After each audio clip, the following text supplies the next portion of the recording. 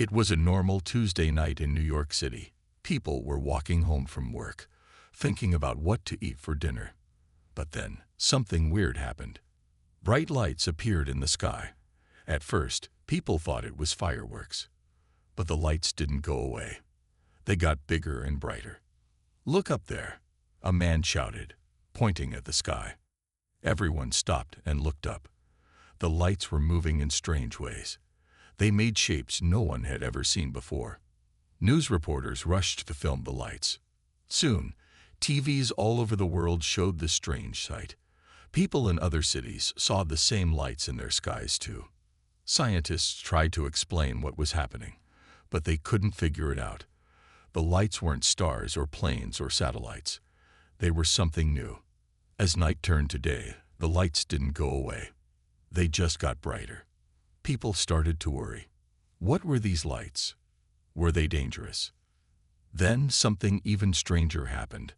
All the TVs, phones, and computers in the world turned on by themselves. A message appeared on every screen. "Attention, humans of Earth. We are the Galactic Council. Your planet is now under our control. Do not resist." People everywhere were scared and confused.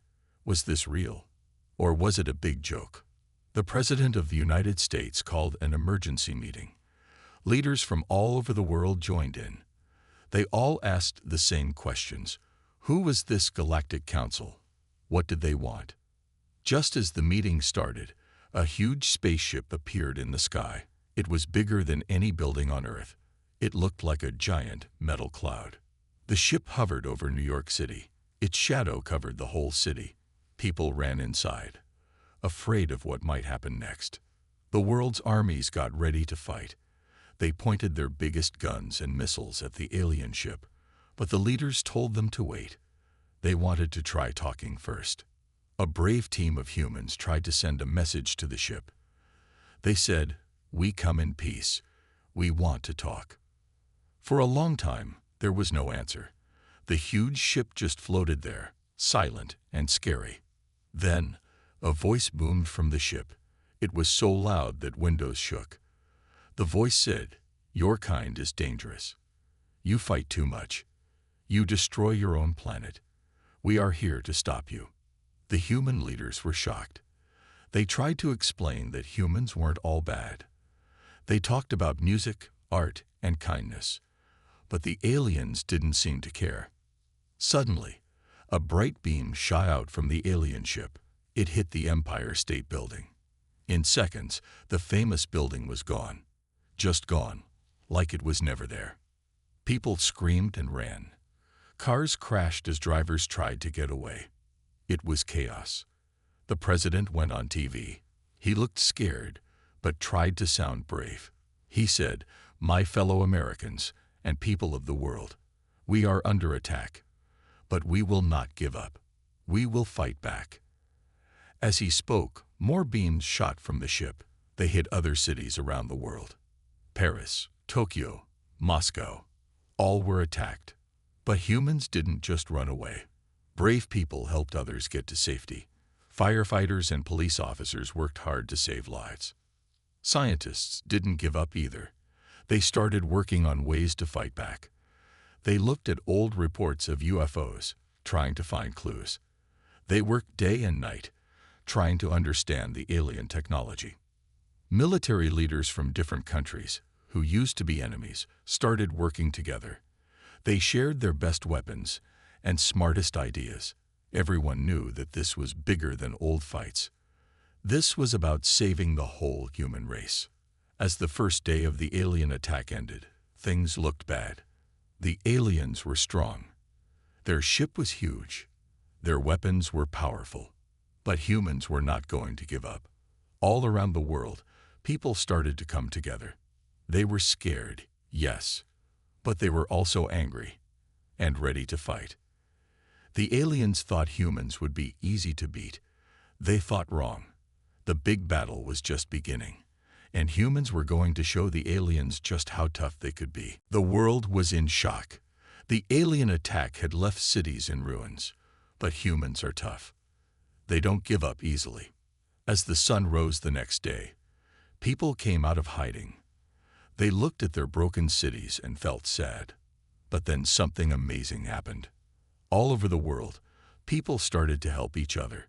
Rich or poor, young or old, it didn't matter. Everyone worked together. In New York, a group of kids started handing out water bottles. In Tokyo, office workers helped clear roads. In Rio, soccer players used their fame to organize rescue teams. The president spoke again. This time, he looked stronger. "We will not bow to these aliens," he said. "We will fight back. And we will win." His words gave people hope. But hope wasn't enough. They needed a plan. In a secret underground base, the smartest people from around the world gathered. There were scientists, soldiers, and even some hackers who used to be criminals. "We need to find a way to beat them," said Dr. Sarah Lee, a famous scientist. "Their technology is advanced, but it can't be perfect." The team worked day and night. They looked at videos of the alien attacks, trying to find weak spots. They tested new weapons and built powerful computers. Meanwhile, the aliens kept attacking. They hit more cities, but something was different now. Humans were fighting back. In London, when the alien beams started to destroy Big Ben, a group of pilots flew their planes right into the beam. They couldn't stop it, but they slowed it down. It gave people time to escape. In Egypt, when the aliens tried to blast the pyramids, local people formed a human chain around them. The aliens stopped, confused by this bravery. These small victories gave humans confidence. They started to believe they could win. Back at the secret base, a breakthrough came from an unexpected place. A young gamer named Tommy noticed something while watching attack videos. "Look," he shouted, pointing at a screen.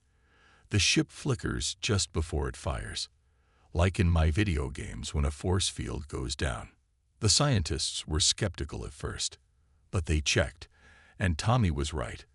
For a split second before each attack, the alien ship's defenses went down. This was the weakness they needed, but how could they use it? That's when Maria, a college student, had an idea. "What if we use their own weapon against them?" she said. "If we can copy their beam technology and hit them when their shield is down, we might break through." It was a long shot, but it was the best plan they had. The team got to work building a giant laser, like the aliens' beam, but made with Earth technology. As they worked, more people joined the fight. Farmers used their tractors to move fallen buildings. Teachers turned schools into hospitals. Everyone did what they could. The aliens seemed confused. They had expected humans to give up. Instead, humans were getting stronger. In space, astronauts on the International Space Station became spies. They watched the alien ship and sent back information. It was dangerous, but they knew it could help save Earth. Finally, after days of hard work, the human laser was ready. It wasn't as powerful as the alien beam, but it was their best hope. The plan was risky. They would let the aliens start an attack, wait for the shield to flicker, then hit back with everything they had. As they got ready, the president made another speech. "Today, we take a stand," he said, "not just for our planet, but for the right of all beings to live free." People around the world held their breath. This was it, their big chance to fight back. The team waited for the alien ship to attack. Hours passed. Then finally, it started to move. It aimed at the White House in Washington, D.C. "Get ready," shouted Dr. Lee. The alien beam started to power up. Everyone watched for the flicker. Time seemed to slow down. Then they saw it, the tiny flicker. "Now," yelled Dr. Lee. The human laser fired. A bright beam shot into the sky, heading straight for the alien ship. For a moment, nothing happened. Then there was a huge explosion. The alien ship shook. Part of it started smoking. A cheer went up around the world. For the first time, they had hurt the alien ship. It wasn't destroyed, but it was damaged. The alien ship quickly flew higher, out of reach. It seemed surprised, maybe even scared. Humans had done it. They had fought back. The war wasn't over, but now they knew they had a chance. Earth wasn't going to be easy to conquer. Not while humans stood together. As night fell, people celebrated their first big victory. But they knew the real battle was just beginning. The aliens would be back, and next time, they would be ready for human tricks. But humans would be ready too. They had proven something important. When Earth fights back, it fights back hard. After their first big win, humans knew they had to get smarter and stronger fast. The aliens would come back, and they would be angry. In a big underground lab, the world's best minds were hard at work. They called it Project Clever Human. Dr. Lee, the team leader, gathered everyone around. "We hurt them once," she said. "Now we need to find a way to beat them for good." The team had all sorts of people. There were computer whizzes, weapon experts, and even some folks who were good at thinking like aliens. They worked on 3 big things: new gadgets, better weapons, and a plan to fight in space. First, the gadgets. A young inventor named Raj had a cool idea. "What if we make invisible suits?" he said. Everyone laughed, but Raj didn't give up. He showed them how to bend light around objects. After a week of hard work, Raj had done it. He made a suit that could turn invisible. It wasn't perfect. You could see a faint outline if you looked hard, but it was amazing. "This could help our soldiers sneak up on the aliens," said General Chen, nodding with approval. Next came the weapons. They knew regular guns wouldn't work on the alien ship, so they thought bigger. Maria, the college student who helped before, had been studying the alien beam. "We can't copy it exactly," she said. "But what if we make something like it?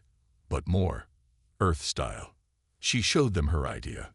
A huge cannon that shot beams of super hot plasma. It was like a big science fiction version of a flamethrower. "It's not as strong as their beam," Maria explained, "but we can make lots of them. And they're mobile." The team loved it. They started building the plasma cannons right away. But the biggest challenge was fighting in space. Humans had never had a real space army before. Now they needed one fast. That's where Captain Jenna Cruz came in. She was Earth's best pilot and had trained to go to Mars. "We need ships," she said. "Fast, tough ships that can fight up there." The team got to work designing space fighters. They looked at old sci-fi movies for ideas, but made them real with top science. These new ships were small and quick. They could dodge alien attacks and hit back hard. They named them Stingers because they were small but had a powerful bite. But cool gadgets and weapons weren't enough. They needed a plan. In a room full of maps and computers, military leaders from around the world met. General Chen pointed at a big screen showing the alien ship. "We know they'll attack again," he said. "This time, we need to be ready." They came up with a tricky plan. They would pretend to be weaker than they were. When the aliens attacked, Earth would look like it was losing. But it would be a trick. "We'll have invisible soldiers ready," said General Chen. "And our new Stinger ships hiding behind the moon. When the aliens think they're winning, we strike." It was risky, but everyone agreed it was their best shot. As the plans came together, they needed brave people to carry them out. All over the world, they asked for volunteers. The response was huge. Millions of people signed up to help. Some would be soldiers, others would work in factories making the new weapons. Everyone had a job to do. They picked the best to be part of the space team. Captain Cruz would lead them. "It won't be easy," she told her new crew. "But Earth is counting on us." Training was tough. The new space fighters had to learn to use their ships, which were different from anything on Earth. They practiced in secret bases, using computers to pretend they were in space. The invisible suit soldiers had it hard too. They had to learn to move without being seen or heard. They trained day and night, getting ready for their big mission. All over the world, cities were rebuilt to be stronger. They added hidden bunkers and secret weapon spots. Earth started to look normal again, but it was secretly ready for war. As days passed, everyone waited nervously for the aliens to return. But they weren't just waiting. They were getting ready. In factories, the new plasma cannons were being built. In labs, scientists kept working on new ideas. In fields and deserts, soldiers trained with their new weapons. Earth was changing. Humans were becoming cleverer, tougher, and more united than ever before. One night, as Dr. Lee looked at all they had done, she smiled. "They thought we were weak," she said. "But we're full of surprises, and we're just getting started." The clever humans of Earth were ready. Now, they just needed the aliens to make their move. The real battle was about to begin. And this time, Earth had some tricks up its sleeve. The day everyone was waiting for finally came. The alien ship returned, bigger and scarier than before. It appeared suddenly, right above New York City. People looked up in fear, but they were ready this time. Sirens blared, warning everyone to take cover. In minutes, the streets were empty. High above Earth, hidden behind the moon, Captain Jenna Cruz and her team of space fighters waited in their Stinger ships. "Remember the plan," she said over the radio. "Wait for the signal." On the ground, General Chen watched from a secret bunker. He looked at the screens showing the alien ship. "It's time," he said. "Start Operation Clever Human." At first, it looked like Earth wasn't fighting back. The alien ship fired its beam, destroying empty buildings. But this was all part of the plan. Suddenly, plasma cannons hidden in the city fired back. Bright beams of energy shot into the sky, hitting the alien ship. It wasn't enough to destroy it, but it got their attention. The alien ship stopped its attack, surprised by Earth's new weapons. That's when the real surprise began. "Invisible team, go," shouted General Chen into his radio. All around the alien ship, human ships appeared out of nowhere. They had been there all along, hidden by their invisible suits. Now they attacked, firing small but powerful rockets. The aliens were caught off guard. Their ship's shields flickered as they tried to defend against attacks coming from all sides. "Space team, now," General Chen ordered. From behind the moon, Captain Cruz led her team of Stinger ships. They zoomed towards Earth faster than any ship had ever flown before. "Remember your training," Cruz told her team. "Hit them hard and fast."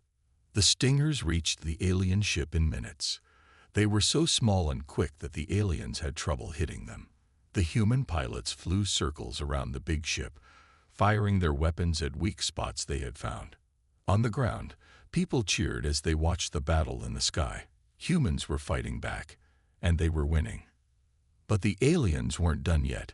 They launched their own small ships to fight the Stingers. Soon, the sky was full of flashing lights and explosions as human and alien ships battled. Captain Cruz's ship spun and dodged, avoiding alien attacks. "Watch out for their side cannons," she warned her team. Just then, her ship was hit. Alarms blared in her cockpit. "Cruz, are you okay?" asked her second in command. "I'm hit, but still flying," she replied, gritting her teeth. Her ship was damaged, but she wasn't giving up. On the ground, the invisible team was having trouble too. The aliens had figured out how to spot them, and were fighting back hard. "We need to retreat," shouted the team leader. Many of their ships were damaged or destroyed. General Chen watched the battle with worry. They were hurting the alien ship, but at a big cost. "All teams, fall back," he ordered. The human ships started to retreat, but the aliens chased them. It looked like the clever plan was failing. That's when Dr. Lee's voice came over the radio. "General, we have one more surprise," she said. "Should we use it?" General Chen hesitated. This was their secret weapon, the one they weren't sure would work. But they needed it now. "Do it," he said. High above the battle, a hidden satellite aimed at the alien ship. It fired a special beam, different from anything they had used before. The beam hit the alien ship, and at first, nothing seemed to happen. Then, suddenly, all the alien ships stopped working. They floated in space, powerless. It worked. Dr. Lee shouted. The electromagnetic pulse worked. The human ships, which had been protected against the pulse, turned around. Now they attacked the helpless alien ships, destroying many of them. The big alien ship's lights flickered, and it started to fall towards Earth. At the last moment, it managed to fly away, disappearing into space. Cheers erupted all over the world. Humans had won their first big battle against the aliens. But the celebration was short-lived. As the human ships returned to Earth, they saw the cost of their victory. Many brave pilots had been lost, and cities had been damaged in the fight. Captain Cruz landed her damaged ship, climbing out with a limp. "We won," she said to General Chen. "But they'll be back." General Chen nodded. "And we'll be ready," he replied. This was just the beginning. As night fell, people came out of hiding. They looked at the sky, proud of what they had done, but knowing the war wasn't over. Earth had surprised the aliens once. Now they had to get ready to do it again. After the big battle, Earth knew the aliens would come back stronger. They had to get smarter and find new ways to fight. It was time for some new tricks. In the secret lab, Dr. Lee called a meeting. "We hurt them, but we need to do more," she said. "Any ideas?" Tommy, the young gamer who helped before, raised his hand. "In my games, when you can't beat the boss, you level up or find their weakness," he said. Everyone nodded. They needed to level up Earth's defenses and find the aliens' big weakness. First, they worked on making Earth stronger. They built special shields around important cities. These shields could stop alien beams, at least for a while. Maria, the college student, had been studying pieces of alien ships they found after the battle. "Look at this," she said, holding up a strange, glowing rock. "This powers their ships. If we can copy it, we can make our weapons stronger." Scientists worked day and night to understand the alien rock. It was hard, but they didn't give up. After many failed tries, they finally cracked its secret. "We did it," shouted Dr. Lee. "We can now power our ships and weapons with alien energy." This was a big deal. Now human weapons could be as strong as alien ones. But they needed more than just strong weapons. They needed clever tricks to surprise the aliens again. Captain Cruz had an idea. "What if we make fake ships?" she said.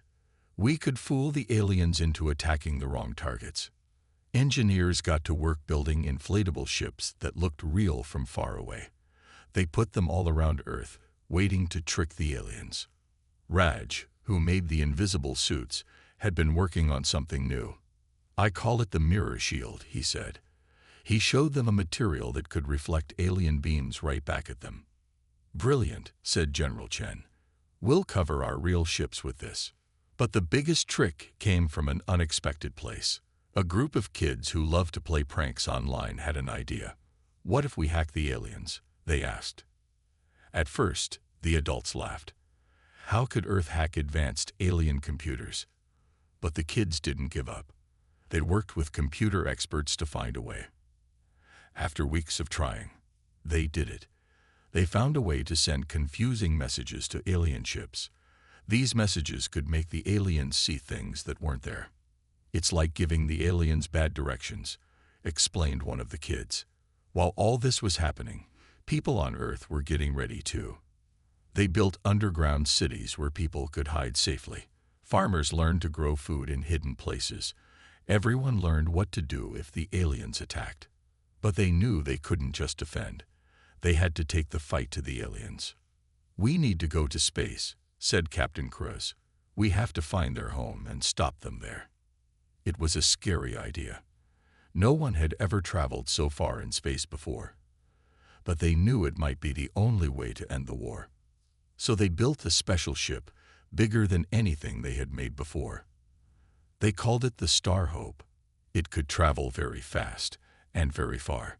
Captain Cruz would lead the mission. She picked the best pilots and scientists to go with her. They trained hard, learning how to live in space for a long time. As the day of the mission got closer, everyone on Earth felt excited and scared. This could change everything. The night before the Star Hope was set to leave, Dr. Lee talked to the crew. "You're our best hope," she said. "Find their weakness. Show them humans are not to be messed with." But even with all these new tricks, they knew the fight would be hard. The aliens were still very strong. General Chen looked at the sky, wondering when the aliens would return. "We're ready for you this time," he said quietly. All over the world, people waited and watched. They had new weapons, new defenses, and clever tricks. But would it be enough? As the Star Hope prepared to leave Earth, everyone held their breath. This was their biggest, riskiest trick yet. If it worked, they might just save Earth. If it failed, no one wanted to think about that. Captain Cruz sat in the pilot's seat of the Star Hope. She looked at her crew, then at the picture of Earth on her screen. "Let's go show those aliens what humans can really do," she said. The ship's engines roared to life. In a flash of light, the Star Hope shot into space. Earth's fate now rested with this brave crew and their daring mission. Back on Earth, as the Star Hope disappeared from view, Dr. Lee smiled. "Now that's a new trick the aliens won't see coming," she said. The next chapter of the war was about to begin, and this time, humans were taking the fight to the stars. The day everyone feared finally arrived. The alien ships appeared in the sky, more than ever before. This was it. The big battle for Earth had begun. Sirens wailed across the planet. People rushed to safety in underground shelters. Soldiers ran to their posts. In space, Captain Cruz and the Star Hope crew watched the alien fleet approach. "This is it, team," Cruz said over the radio. "Everything we've worked for comes down to this." On Earth, General Chen stood in the command center. Screens showed the alien ships getting closer. "Activate all defenses," he ordered, "and may luck be with us." The battle started with a huge flash of light. The aliens fired their beams at Earth's cities, but this time, the new shields held strong. The beams bounced off, lighting up the sky. "It's working," shouted Dr. Lee, watching from the lab. "Now it's our turn." Earth's new weapons fired back. Plasma cannons shot beams of energy into space.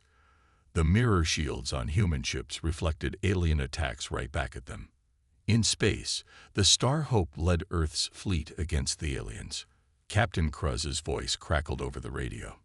"Remember your training. Hit them hard and fast."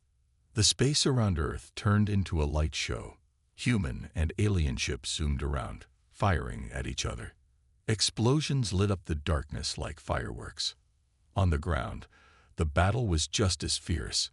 Alien ships that got past the space defenses faced Earth's ground forces. Tanks with new alien tech armor rolled out. Soldiers in powered suits that made them super strong fought bravely. But the aliens had new tricks too. They sent out robotic fighters that could repair themselves. They had beams that could go through Earth's shields, but luckily not for long. As the battle raged, the young hackers who found a way into alien computers worked furiously.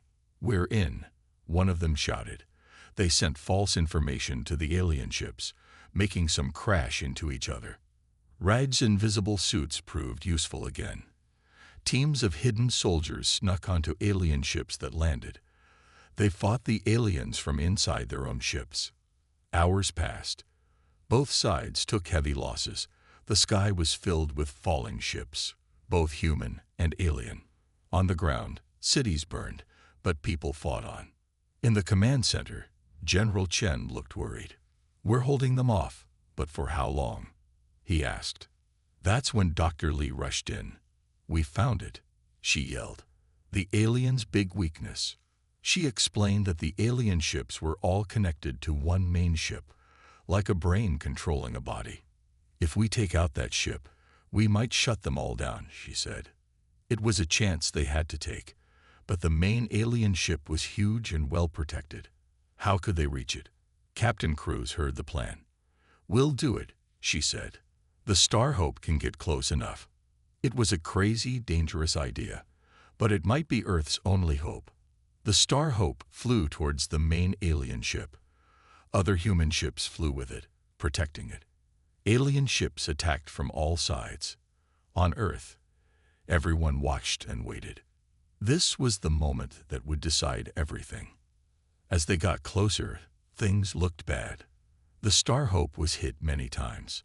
Alarms blared inside the ship. "We're losing power," shouted Kruz's co-pilot. But they didn't give up. The Star Hope flew on, getting closer and closer to the main alien ship. Just when it seemed they wouldn't make it, help came from an unexpected place. The teams of invisible soldiers on the alien ship started causing chaos. Alien ships started firing at each other, confused by the attacks from inside. This was the chance the Star Hope needed. With one final burst of speed, they reached the main alien ship. "Fire everything we've got," Cruz yelled. The Star Hope unleashed all its weapons. Beams of energy, missiles, and special bombs all hit the alien ship at once. For a moment, nothing happened. Then, a huge explosion ripped through the alien ship. It broke apart, pieces flying everywhere. Suddenly, all the alien ships stopped moving. They floated in space, powerless. A cheer went up from Earth. They had done it. The aliens were defeated. As the Star Hope flew back to Earth, battered but victorious, Captain Cruz smiled. "Let's go home," she said. On Earth, people came out of hiding. They looked at the sky, now clear of alien ships. Cheers and cries of joy filled the air. The big battle was over. Earth had won. Humans had faced their greatest challenge and come out on top. As the sun set on this historic day, people around the world celebrated. They had learned something important. When humans work together, they can do anything, even beat aliens from outer space. The day after the big battle, Earth woke up to a new world. The sky was clear of alien ships. The war was over. Humans had won. As the sun rose, people came out of their shelters. They looked up at the sky and cheered. Strangers hugged each other in the streets. The whole world was celebrating.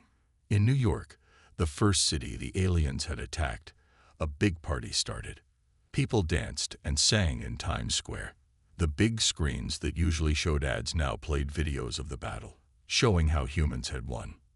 But the biggest heroes weren't on Earth. They were still in space. The Star Hope, the ship that had defeated the main alien ship, was coming home. Everyone wanted to see it land. Captain Cruz and her brave crew had saved the world. As their ship came down, millions of people watched on TV and in person.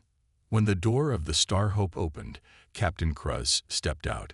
She looked tired but happy. The crowd went wild, cheering and clapping. "We did it," Cruz said, smiling. "But we didn't do it alone. Everyone on Earth helped win this war." In Washington, D.C., the president gave a speech. "Today, we celebrate not just our victory," he said. "We celebrate the human spirit.